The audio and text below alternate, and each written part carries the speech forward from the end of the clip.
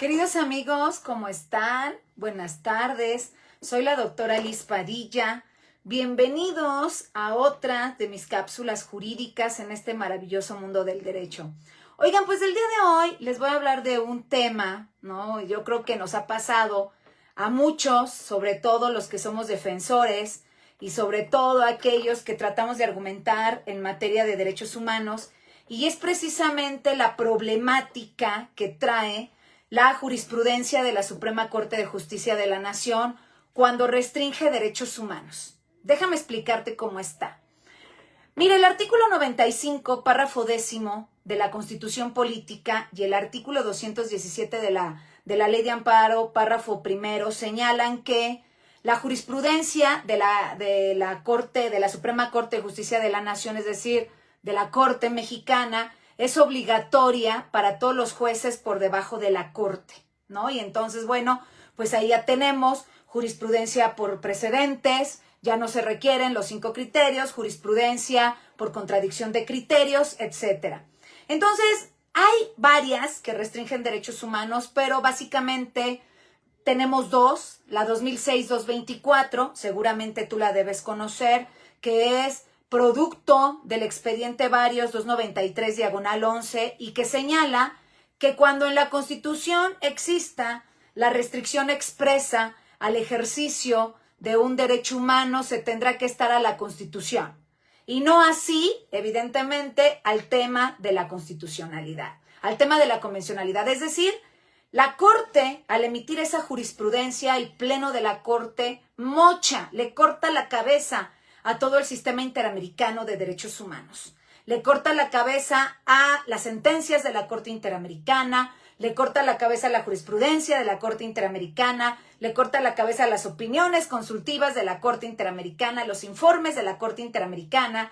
Entonces, bueno, pues evidentemente si hay una restricción al ejercicio de los derechos humanos en la Constitución, eso no, los jueces no lo deben observar, ¿no?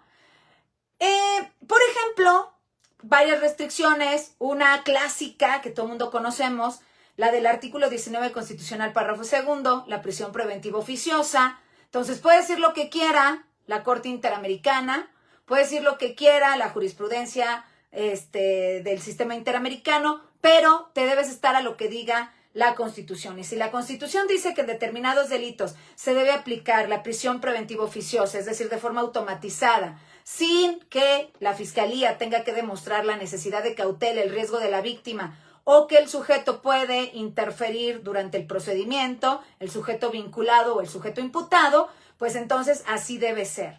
Y hay otra, ¿no? Bueno, otra restricción. Déjate hablar otra, porque no solamente en materia penal. Hay en materia administrativa, hay en materia laboral. Entonces, mira, una de las restricciones en materia administrativa, pues es evidentemente del 123 apartado B, fracción 13, párrafo 2, que es cuando a los policías, ministerios públicos o peritos se les inicia un procedimiento administrativo de separación de su cargo. Aunque estos ganen ese procedimiento, dice la Constitución Política, ya no se les puede reincorporar al empleo. Solamente se les puede, evidentemente, indemnizar. Claro que eso va en contra del protocolo de San Salvador en materia de los derechos laborales, ¿no? Con respecto al sistema interamericano de derechos humanos. Entonces, bueno, es muy fácil, ¿no?, que la Corte puede emitir una jurisprudencia y restringir derechos humanos. La segunda jurisprudencia que yo te quiero mencionar es una que a mí me han invocado muchos jueces, la 2848. La 2848 que dice que ningún juez por debajo de la Suprema Corte de Justicia de la Nación, y cuando dicen juez, evidentemente esto incluye autoridades, incluye también magistrados, ¿no? Que están en la rama jurisdiccional, por ejemplo, de los tribunales de justicia administrativa. Entonces, ninguna autoridad por debajo de la Corte puede inaplicar o más bien realizar un control de convencionalidad o constitucionalidad ex oficio sobre la jurisprudencia de la Corte. Fíjate nada más, ¿no? O sea, como yo les digo, este tema así muy maquiavélico, es decir, si la jurisprudencia de la Corte restringe un derecho humano que no se puede restringir, hay derechos humanos que no se pueden restringir, claro.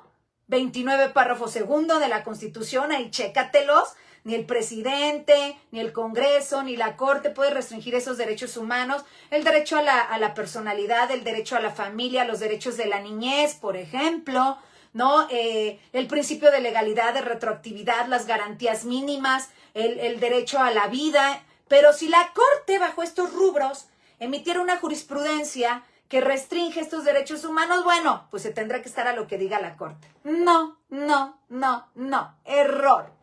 Error. Y esas dos jurisprudencias, por ahí del mes de abril, un juez federal me las invocó en una audiencia en materia penal. Y me decía que no podía hacer un control de convencionalidad con respecto a la prisión preventiva oficiosa. En virtud de que, bueno, pues la Corte señalaba que cuando existiera la restricción en la Constitución debería estar a lo que diga la restricción. Y, por supuesto, que la 2848, pues que los jueces por debajo de la Corte no pueden hacer un control ex oficio de convencionalidad o de constitucionalidad sobre la jurisprudencia de la Suprema Corte. Bueno, te voy a decir de entrada, está equivocado. Es una equivocación. Y te voy a dar los argumentos jurídicos. De entrada, la sentencia... El caso García Rodríguez, sentencia de la Corte Interamericana de Derechos Humanos contra México, en el punto 175, vámonos de arriba hacia abajo, ¿no? Primero, Corte Interamericana. En los puntos 175, 176 y 177, específicamente en el 176, ha señalado ese expediente varios, el 293/11 y el 1393/11, que se refiere a las restricciones de los derechos humanos.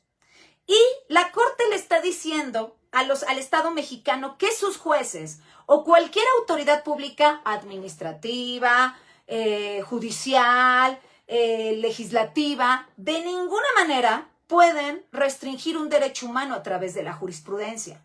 Y si así fuera, le llama la Corte sus prácticas jurídicas, jurisprudencia de la Corte, y si así fuera, se tendría que hacer un control de convencionalidad sobre dicha jurisprudencia. Fíjate cómo está. Porque, dice la Corte Interamericana, en la última intérprete en materia de derechos humanos, a ver, Corte Mexicana, no son ustedes. ¿Se dan cuenta? La última intérprete en materia de derechos humanos es la Corte Interamericana de Derechos Humanos. Y tiene que, evidentemente, analizarse varios elementos, pero uno de los más importantes es el principio pro persona.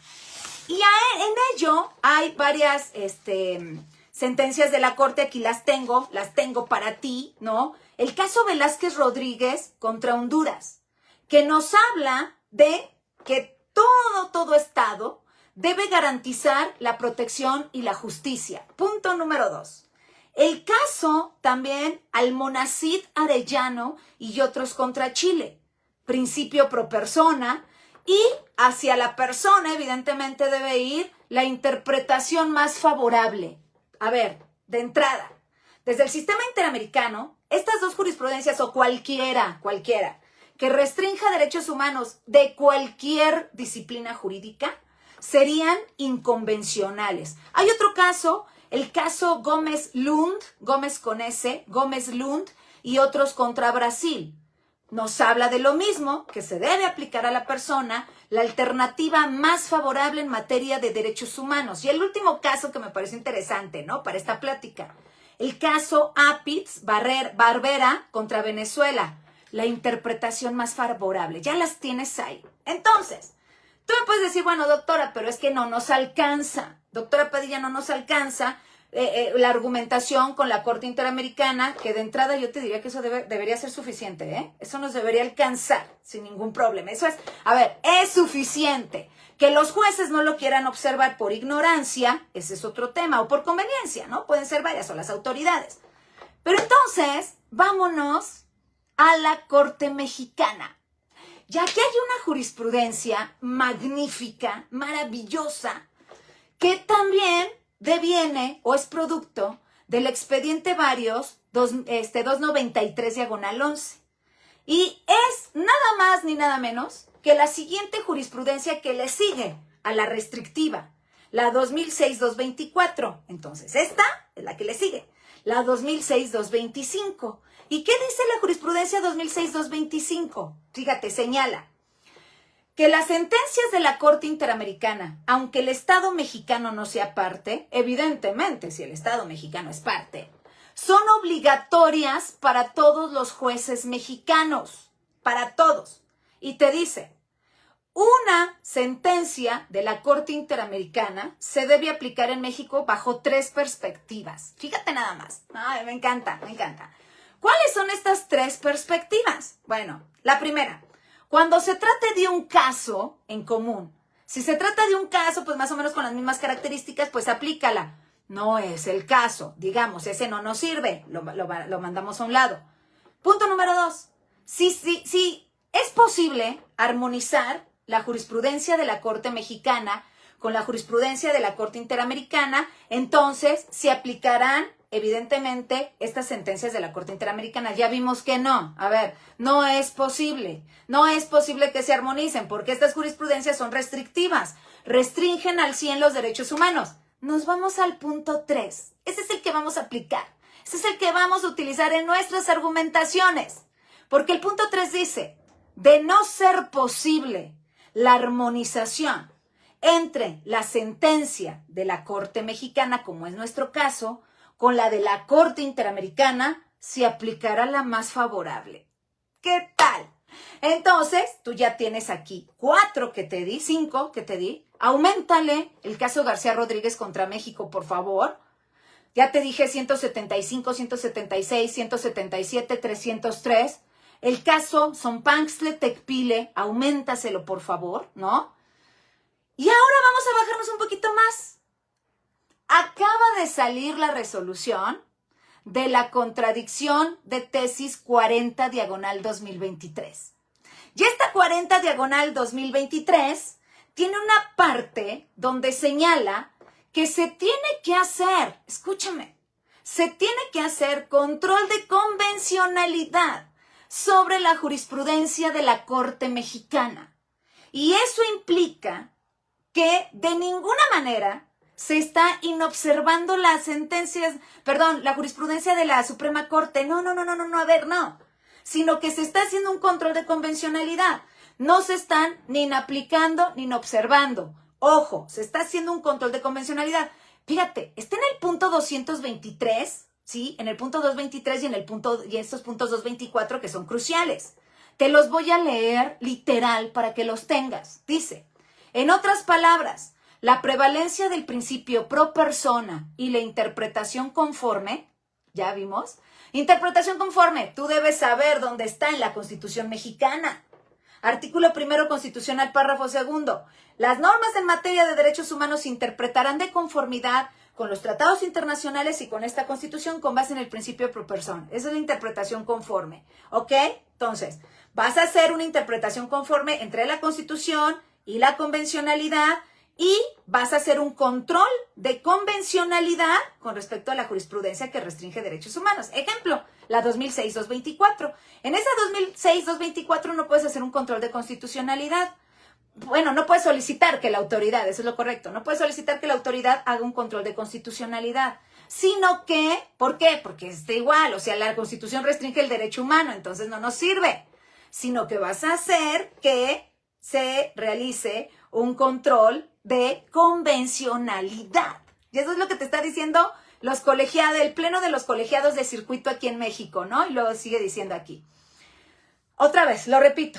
En otras palabras, la prevalencia del principio pro persona y la interpretación conforme no implican la inobservancia de la jurisprudencia de la Suprema Corte de Justicia de la Nación, aquí en México, toda vez que el pronunciamiento sobre la inconvencionalidad del artículo 19, están hablando de la prisión preventiva oficiosa, pero a ver, se puede aplicar a todas las restricciones, por favor, a todas las restricciones. Y 167 del Código Nacional de Procedimientos Penales, en donde se contempla el acto reclamado, será materia de análisis que deba realizar la persona juzgadora de distrito en el fondo del asunto, porque la tutela anticipada es una medida provisional que no sustituye la sentencia. Claro, tutela anticipada, sí, Todos tenemos, en términos del artículo 25 de la Convención Americana, el derecho al acceso a una tutela judicial efectiva. Protección de la norma jurídica con base al principio pro persona. Y fíjate el 224, igual, estamos hablando del expediente varios 40/2023, que resuelve, ¿no?, este control de convencionalidad entre la jurisprudencia y la Convención Americana o el Sistema Interamericano de Derechos Humanos. Y luego dice, de esa manera, por las particularidades del asunto, la presente ejecutoria no supone la inaplicación de algún precepto constitucional o secundario. O sea, no es que inapliques la Constitución, no es que inapliques la jurisprudencia, o desvirtuar la finalidad específica de los mecanismos jurídicos regulados en el orden jurídico nacional. La eliminación de una figura procesal, no, ni en absoluto el cuestionamiento del texto constitucional, sino que implica el cumplimiento a la obligación constitucional de aplicar y hacer valer en todo momento, en todo momento, es la herramienta nuestra, la herramienta de todas las autoridades, la herramienta de todos los juzgadores, el principio pro persona. Mediante un examen de interpretación más favorable, primero constitucional, párrafo segundo. Ya te lo había dicho, ¿no? Más favorable conforme a la misma disposición fundamental, por cuanto hace a los efectos de la suspensión provisional en el caso específico. A ver, entonces, ya tenemos varias sentencias de la Corte Interamericana, ya tenemos la jurisprudencia de la Corte Mexicana, 2006-225, ya tenemos el expediente varios 40/2023, evidentemente, y tenemos una última, el caso Hellman contra Uruguay, punto 239. Porque algunas personas seguramente están pensando, oye, doctora, pues es que ahí dice que para los jueces, ¿no? Ese es el tema. No, espérate. Espérame. Control de convencionalidad en México, ¿quién lo puede hacer? Yo he escuchado mucho que dicen solamente los jueces, el Poder Judicial, otros dicen los jueces y las autoridades jurisdiccionales, ¿no? Pero las autoridades administrativas y las autoridades legislativas no lo pueden hacer. Bueno. Jurisprudencia 2006-225, ¿te acuerdas qué decía? ¿Te acuerdas? Que todas las sentencias de la Corte Interamericana son obligatorias, ¿sí o no? Bueno, pues el caso para México, pues el caso Hellman contra Uruguay dice en el punto 239, el control de convencionalidad, no es exclusivo de la autoridad judicial, sino que toda autoridad pública, administrativa, legislativa, judicial, tiene la obligación de hacer control de convencionalidad. Claro. Y yo pudiera agregar diciendo, y además, una interpretación conforme. Entonces, el caso García Rodríguez contra México, este expediente varios 40/2023, esa jurisprudencia que estaba en el cajón guardada desde el 2014, la 2006-225, han cambiado el paradigma mexicano. El paradigma, sí, así lo voy a decir. Han cambiado el paradigma de la aplicación normativa en el derecho punitivo y restrictivo mexicano. Y no solamente mexicano. Esto se puede aplicar perfectamente a cualquier país que forme parte del Sistema Interamericano de Derechos Humanos, en cualquiera.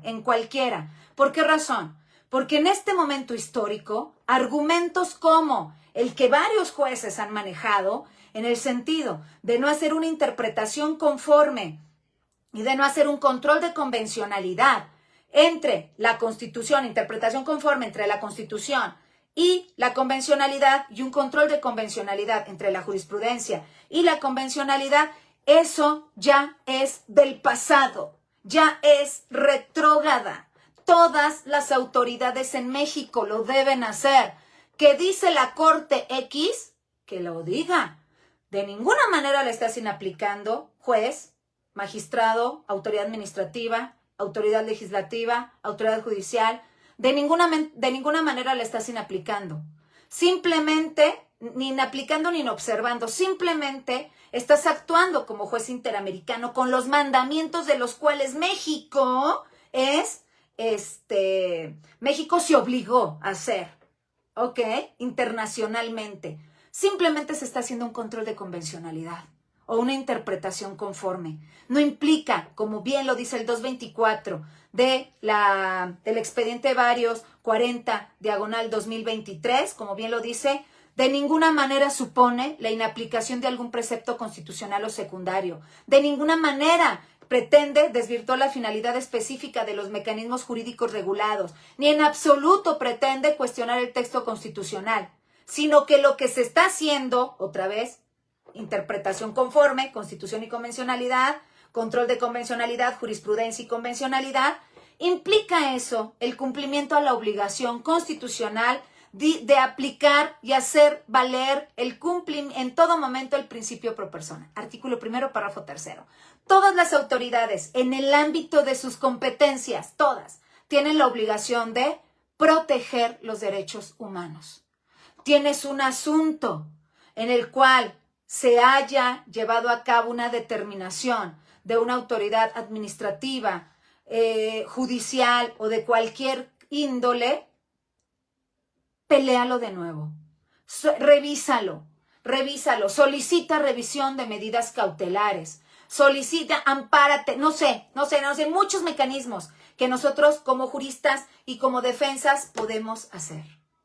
Ya me tardé mucho, es que este tema es importantísimo que lo sepamos, es importantísimo que en todo el sistema interamericano lo sepamos, porque eso es lo que nos va a permitir, evidentemente, manejar la norma jurídica y no permitir arbitrariedades. Estos son los límites del poder estatal, son los límites que el Estado tiene para actuar desde una perspectiva normativa. ¿Dónde encuentras esto? Ya sé que siempre se los he dicho, pero se los voy a volver a decir. Esto lo encuentras en mi metodología geométrica en el rombo, por eso siempre le hago así, ¿no? Si te das cuenta cómo te decía así, en el rombo, metodología geométrica para la operatividad dogmática y procesal del derecho punitivo. En el rombo tú vas a encontrar eso y se puede aplicar perfectamente a cualquier materia punitiva, laboral, fiscal, disciplinaria, administrativa sancionadora, hasta en materia civil, evidentemente, en materia disciplinaria, en materia penal, ya lo dije. Se puede aplicar. Bueno, ¿cuál es el fundamento? Punto 28 de la opinión consultiva 11/90 de la Corte Interamericana de Derechos Humanos. Queridos amigos, me dio mucho gusto. No había podido porque tengo mucho trabajo, pero ustedes saben que siempre están en mi mente, ¿no? Siempre yo quiero todo lo que yo analizo, toda la investigación que realizo, todo lo que yo en la semana escribo, investigo, practico. Yo soy de la idea que toda la gente lo debe saber. Siempre están en mi mente y siempre yo compartiendo ideas para ustedes. Espero que haya sido yo clara. Si tienen alguna duda o comentario, por favor, ahí están mis redes. Si consideras que esta información les sirve a las demás personas, comparte mi trabajo, que esto que estoy haciendo es absolutamente gratuito. Y lo único que busco, evidentemente, es que como comunidad jurídica nos vayamos de nivel. Vámonos para arriba y no nos quedemos estancados, ¿no? Síganme en mis redes sociales, Liz Padilla, en mi Facebook, dame seguir. En Twitter estoy como LZB Padilla 2. También estoy en Instagram, doctora-Liz-Padilla.